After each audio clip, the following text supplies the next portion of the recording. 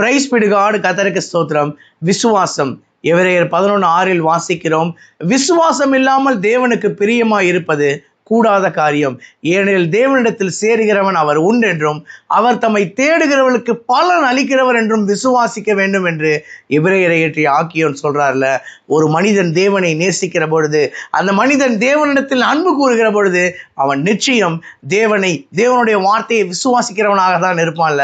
அவனுடைய வாழ்க்கையில் சில நேரங்களில் தீமையான காரியம் நிகழ்கிற மாதிரி ஒரு தோற்றம் இருக்கலாம், ஒரு மாய பின்பம் இருக்கலாம். ஆனால் முடிவில் அது நன்மைக்கு ஏதுவாக தான் முடியும். ரோமர் 8:28 அப்போஸ்தலனாகிய பவுல் சொல்றாரு, அன்றியும் அவருடைய தீர்மானத்தின்படி அழைக்கப்பட்டவர்களாய் தேவனிடத்தில் அன்பு கூறுகளுக்கு சகலமும் நன்மைக்கு ஏதுவாக தான் நடக்கிறது என்பதை அறிந்திருக்கிறோம் என்று வாசிக்கிறோம்ல.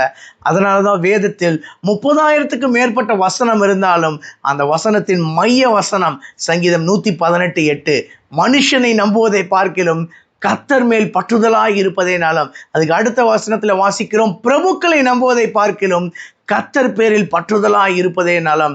நாம் மனுஷனை நம்புவதை விட்டுவிட்டு, அதிகாரிகள் மற்றவர்களை நம்புவதை விட்டு, கர்த்தர் பேரில் விசுவாசம் உள்ளவர்களாய், கர்த்தர் பேரில் நம்பிக்கை உள்ளவர்களாய், கர்த்தர் பேரில் ஒரு பற்றுதல் உள்ளவர்களாய் கர்த்தரையே சார்ந்து ஜீவிப்போம். தேவன் நம்முடைய வாழ்க்கையில் நன்மையான காரியங்களை செய்வார். கர்த்தரை தேடுகிறவர்களுக்கு குறைவே இல்லை. என்னுடைய வாயின் வார்த்தை, என்னுடைய இருதயத்தின் தியானங்கள் கர்த்தருக்கு முன்பாக பெரிதாக இருக்கட்டும். கர்த்தருக்கு சித்தமான இன்னொரு வீடியோ பதிவில் நாம் சந்திப்போம். God bless you all. Thank you so much.